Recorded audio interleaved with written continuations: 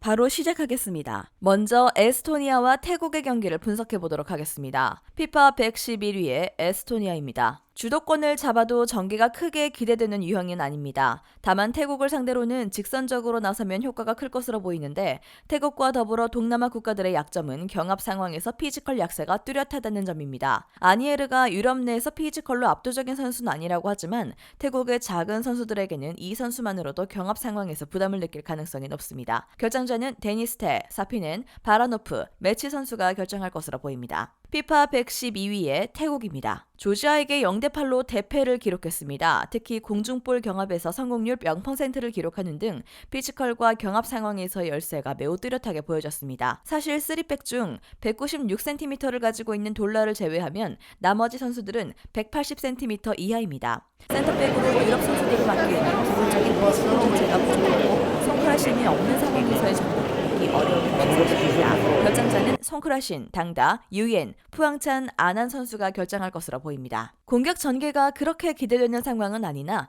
직선적으로 가면서 공중볼 위주로 가더라도 상대의 피지컬적인 약점을 감안하면 효과가 클 가능성이 높습니다. 이미 태국이 조지아에게도 박스 안에서의 수비 불안으로 인해서 크게 당하기도 했죠. 에스토니아 승리 기대하는 매치입니다.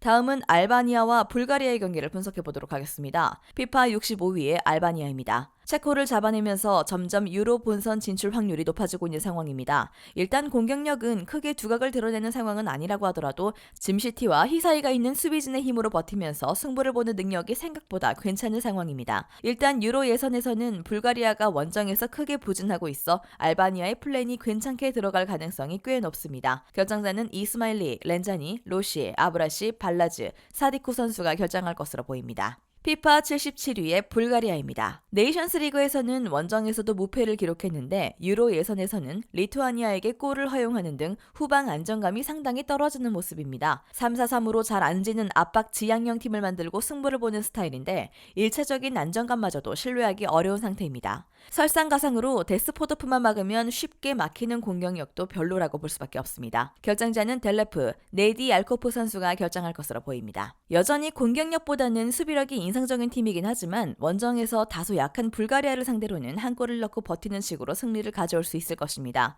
데스포드프만 막아내면 힘을 크게 잃는 불가리아의 공세에 대응하는 것도 어렵진 않을 것입니다. 알바니아 승리 기대해봅니다.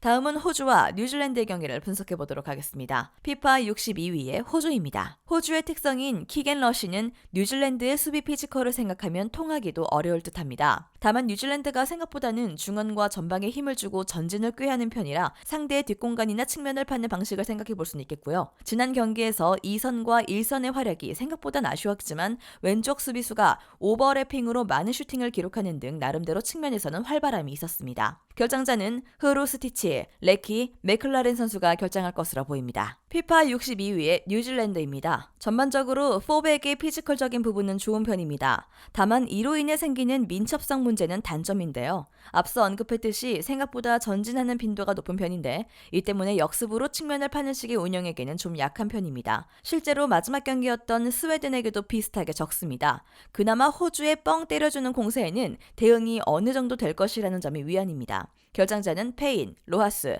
바르바로우세스 선수가 결정할 것으로 보입니다. 생각보다 뉴질랜드가 중앙의 힘을 바탕으로 올라오는 특성을 가지고 있는데 롱볼이 통하기는 어려워도 지난 잉글랜드전에서 보여준 측면에서의 활발함 정도는 기대해 볼 수 있을 것입니다. 그래도 1선과 2선의 페이스가 아쉬운 점은 같아서 2.5 언더를 예상하는 것이 합리적이긴 할 것입니다. 호주 승리 기대해 봅니다.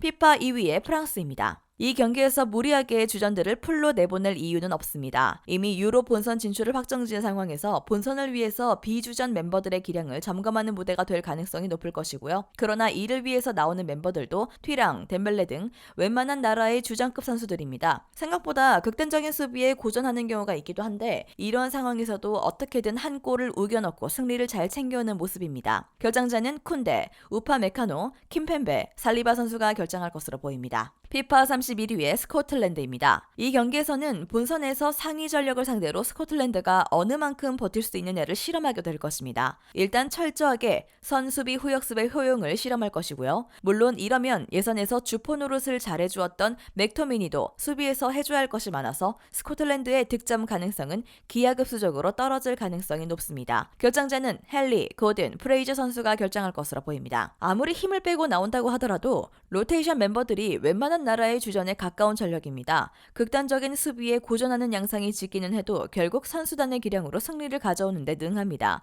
그나마 스코틀랜드가 수비로 생각보다 프랑스의 득점력을 감소시키는 데 그칠 듯합니다. 프랑스의 승리가 유력합니다. 영상에서 알려드리는 내용들은 모두 1차 분석 내용들이며 2차 분석과 최종 조합픽은 영상 하단 고정 댓글 링크로 문의 주시면 안내 도와드리도록 하겠습니다. 시청해주셔서 감사합니다. 아직도 혼자 분석하고 계신가요? 이슬TV 스포츠 정보방에서는 실시간 스포츠 커넥션을 통한 소통하는 관리 시스템으로 확실한 수익을 전해드리고 있습니다. 정보방 입장 조건은 없으며 일반인들은 쉽게 접할 수 없는 배당 흐름 분석, 모든 경기 라인업과 결장자, 마지막으로 분석 모델링을 통한 최종 조합픽까지 무료로 제공해드리고 있습니다. 물론 마음에 안 들면 둘러보시고 나가셔도 됩니다. 혼자 하면 단기간으로 수익을 볼 수도 있겠지만 함께하면 장기간으로 꾸준한 수익이 가능합니다. 정보방 무료 참여하시고 꾸준한 수익을 원하시는 분들은 영상 고정 댓글 링크로 문의 주시면 안내 도와드리겠습니다. 늦지 않았습니다. 함께 합시다.